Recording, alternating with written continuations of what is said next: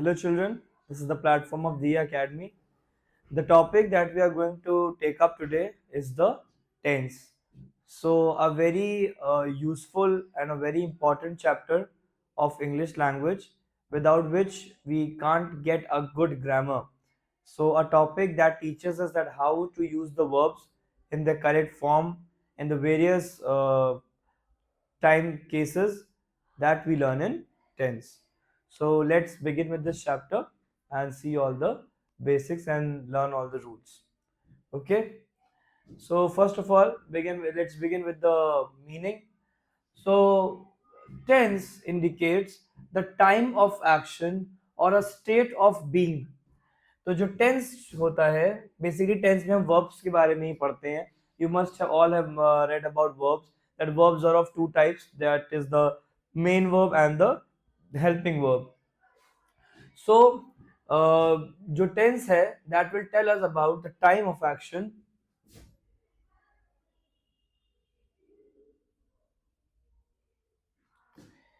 तो ये बताते हैं कि कोई एक्शन कब हुआ है. ठीक है, अभी हुआ है कि थोड़ी देर पहले हुआ था कि अब आगे ने टाइम पर होगा. तो that is told by the tenses. And secondly it also tells the state of being. State of being मतलब किसी चीज का होना, को अभी था बाद में नहीं था. फॉर एग्जाम्पल हम कहें आई एम अ डॉक्टर, तुम क्या बता रहे हैं कि मैं हूं, मैं क्या हूं, मैं डॉक्टर हूं. ठीक है. फिर कहें ही वॉज अ मिनिस्टर, तो यानी कि वो मिनिस्टर था. तो यहाँ पे कोई एक्शन नहीं हो रहा है, यहाँ पे हम ये बता रहे हैं कि वो कब क्या था, अभी क्या था या आने वाले समय में क्या होगा, या पहले क्या था या अभी क्या है. That is also told by the tenses. तो दो चीजें बताता है tense. First of all time of action, कि एक्शन कब हुआ, और सेकेंडली बताता है स्टेट ऑफ बीइंग, कि कोई चीज किस अवस्था में है, वो अभी क्या था या पहले क्या रहा था. ठीक है. इन द पास्ट, प्रेजेंट और फ्यूचर. तो तीनों ही टेंसेस, तीन तरह के होते हैं. You have already done that before. That tenses are of three types, that is the present tense, the past tense and the future tense. So in all the three tenses, these rules are applied. The continuation or the completion of the work is also indicated by the tense. तो अगर कोई काम चल रहा है, still in continuing form, अभी वो काम चालू है, या फिर वो काम complete हो गया है, it has been completion of the work, then also we come to know it by the tense. तो tense का यूज करके हम उस चीज को भी शो कर लेते हैं और इस चीज को भी समझ लेते हैं. ठीक है. Now tenses can be divided into the following types and subtypes. Tenses को इन अलग अलग टाइप्स में डिवाइड किया जा सकता है. सबसे पहले आता है हमारा प्रेजेंट टेंस.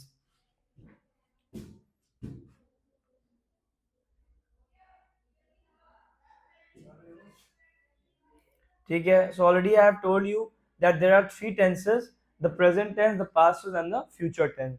सबसे पहले प्रेजेंट टेंस से शुरू करेंगे. प्रेजेंट टेंस सबको आप ऑलरेडी आप जानते हैं, we have already studied from a smaller classes from that जो समय अभी है वो कहलाता है प्रेजेंट टेंस. ठीक है. अभी का समय is used to refer to an action और state of being at the time of speaking. कि जिस समय बात को बोला जा रहा है, अगर उस समय कुछ हो रहा है, तो that is called as the present tense. Okay.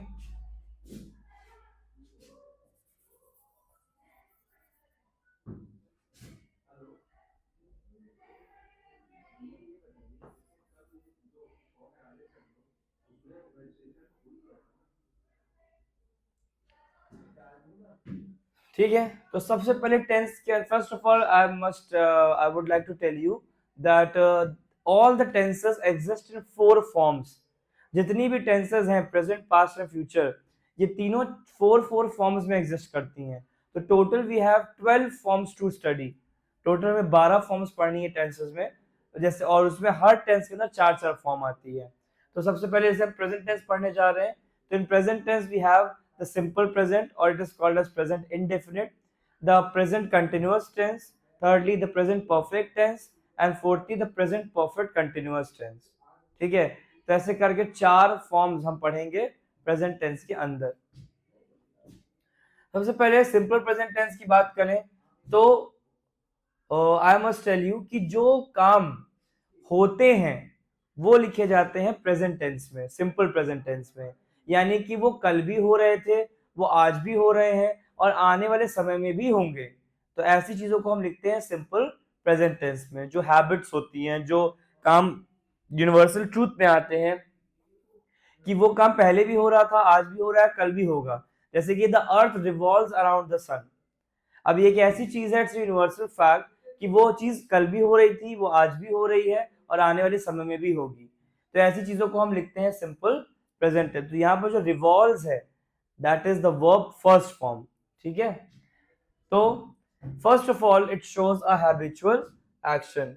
सबसे पहले ये क्या करता है, हैबिचुअल एक्शंस की बात करता है। Example, he reads the newspaper daily. तो किसी की कोई हैबिट है कि वो रोज न्यूज़पेपर रीड करता है, तो that is a habitual thing, उसकी एक हैबिट है। यानी कि वो कल भी पढ़ रहा था, आज भी पढ़ेगा और आने समय भी पढ़ेगा। तो उसे हम लिखते हैं सिंपल प्रेजेंट टेंस में। तो यहाँ पर जो रीड्स है, that is you can see the verb first form. Then second case, to express a universal truth. जैसे कि all the planets of the solar system revolve around the sun. कि जितने भी सोलर सिस्टम के planets हैं, ये सब सन के चारों तरफ रिवॉल्व करते हैं। तो ये एक ऐसी चीज है जो हमेशा से होती चली आ रही है और आगे भी होगी। तो इट्स अ यूनिवर्सल ट्रूथ। तो here you can see revolve is the verb first form. ठीक है, उसके बाद थर्ड आता है, to express an action that takes place at present or at the time of speaking।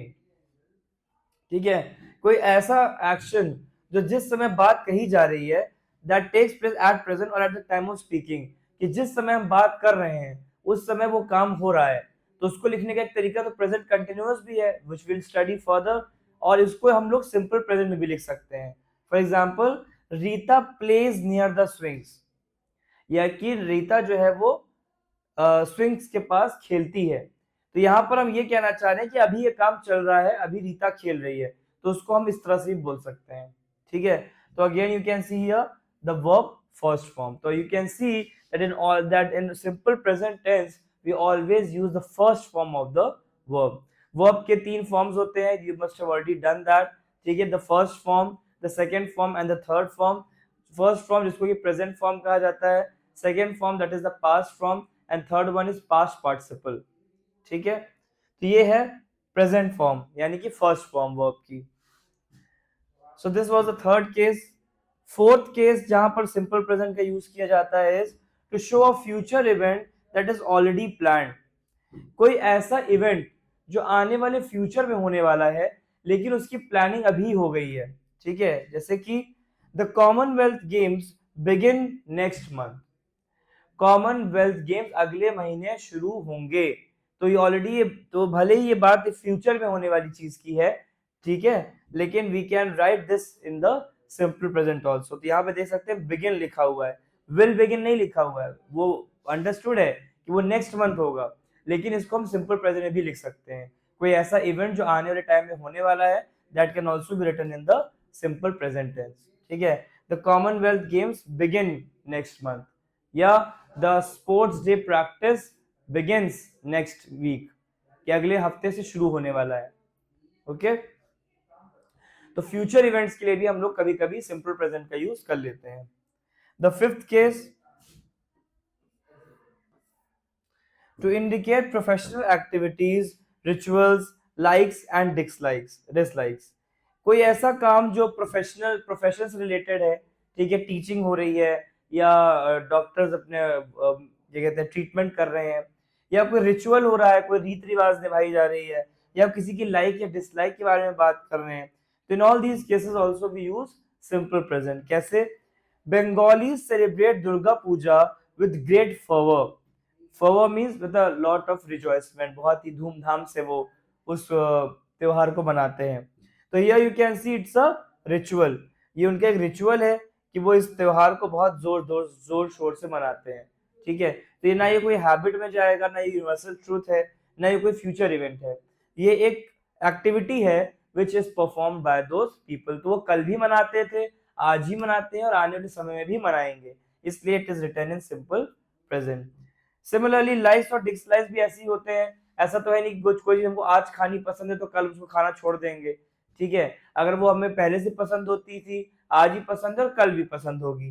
जैसे कि ही एंजॉयज पनीर टिक्का, वो पनीर टिक्का को एंजॉय करता है, he likes to eat it, ठीक है, उसकी हैबिट है, उसको पसंद है, तो it is again written in simple present, तो इसे भी हम सिंपल प्रेजेंट में लिखेंगे, ठीक है। तो all these are the verbs first form.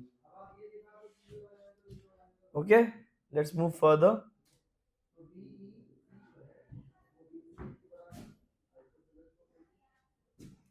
I hope these points are clear. Next, the sixth point.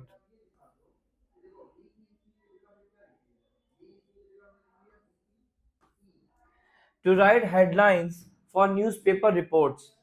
अब कोई न्यूज़पेपर रिपोर्ट है और उसकी हेडलाइन लिखनी है, तो हेडलाइंस जो है वो भी ऐसे नहीं लिखी जाती है कि कल इसने किसी को मार दिया, ऐसा नहीं होता है। They are already always given in the simple present form. How? Tsunami devastates Japan, कि जापान ने सुनामी ने जापान को खराब कर दिया या बर्बाद कर दिया। डिवास्टेट मतलब डिस्ट्रॉय, ठीक है। तो ऑलरेडी ये एक ऐसी चीज है जो आ चुकी है भाई, सुनामी आके निकल गई, उसके बाद नेक्स्ट डे उसकी खबर छप गई पेपर में, और although it is in the past tense, already has gone, but then also when headlines are written, they are written in the simple present tense. तो हम लोग लिखते हैं क्या? सुनामी डिवास्टेट्स जापान, ठीक है। और क्या लिख सकते हैं? अर्थक्वेक हिट्स दिल्ली एनसीआर, कि अर्थक्वेक ने दिल्ली एनसीआर को हिट किया, ठीक है। तो ऑलरेडी वो, ऑल्दो वो काम कल हो गया है या पहले हो गया है, but then also it is written in simple present form. Seventh case, in proverbs which state some permanent truth. English में हम लोग बहुत से प्रोवर्ब्स पढ़ते हैं, ठीक है, जिनको हिंदी में वो क्या कहते हैं, बोलियां कहते हैं। Example, a stitch in time saves nine. तो इस प्रोवर्ब का मतलब होता है that when there is time then the problem should be solved और the thing should be mended, कि समय रहते ही चीजों को सही कर लेना चाहिए, otherwise if it will get too late then we have to be very we will get in a very big problem. तो stitch in time saves nine, यानी समय पे अगर हम सिलवा लें, अगर हमारे कपड़े फट गए हैं या कोई भी शूज फट गए हैं, तो उनको समय पे सिलवा लेंगे तो हमारे पैसे बच जाएंगे।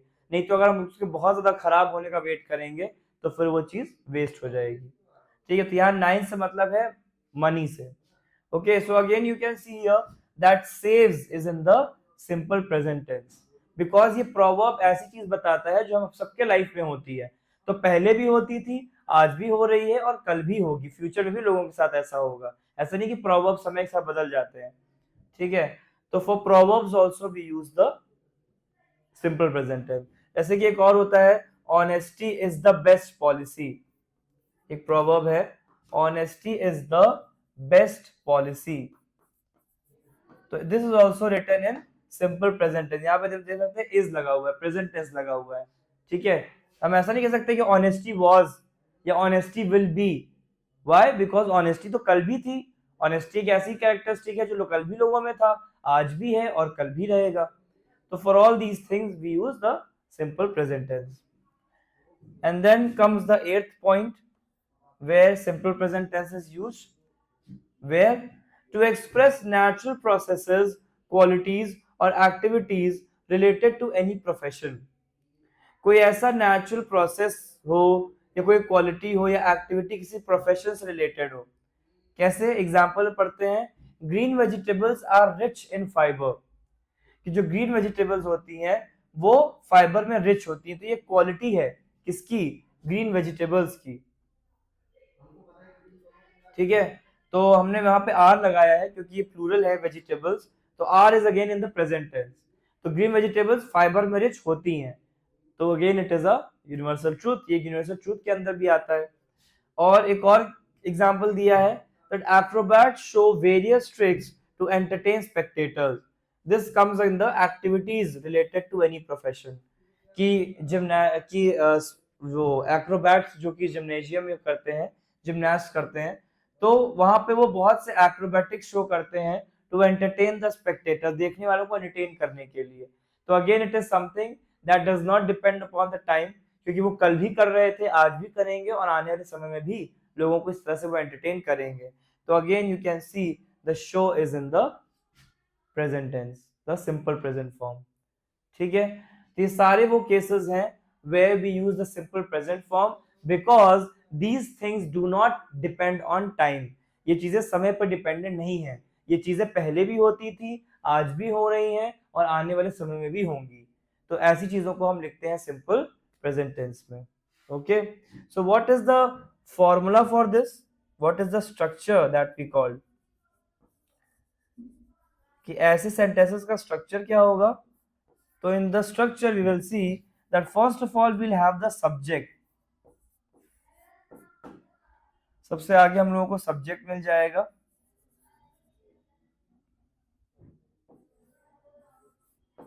ठीक है, after that we will have the verb first form।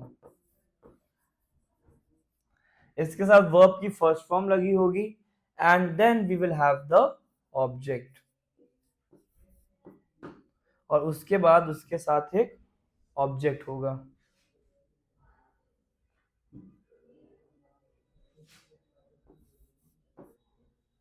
Okay, now let's understand this better with an example। For example, Meera loves animals। I gave a sentence, Meera loves animals। So here Meera is loving something, so Meera is the subject, and Meera is loving what? Animals, so animals is the object, and in between you can see the verb is loves। So this is the verb first form। ठीक है, अब यहीं पर मीरा की जगह अगर मैंने कोई प्लूरल नाउन यूज कर लिया, for example I right children, children dash animals. So now in place of loves, we will write down love। Children love animals. Why? Because for singulars, we add s to the verb.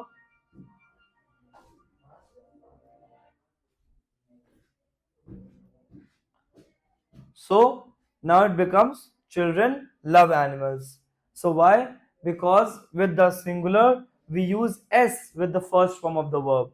Love का loves हो जाता है with the singular subject, and with the plural subject when children is there, then we use love, then we don't add s।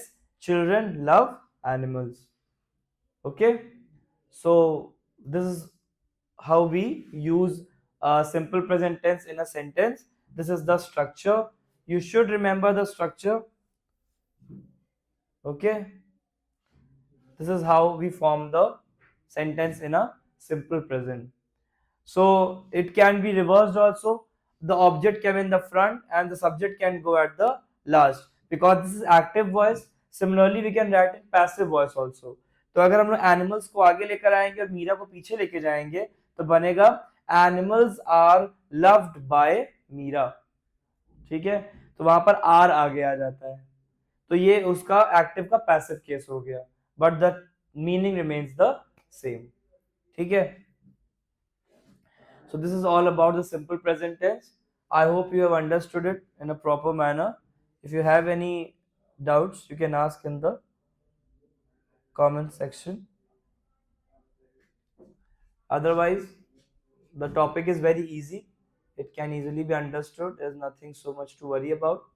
Tomorrow we'll continue with on the next turn we'll continue with the present continuous tense। Okay,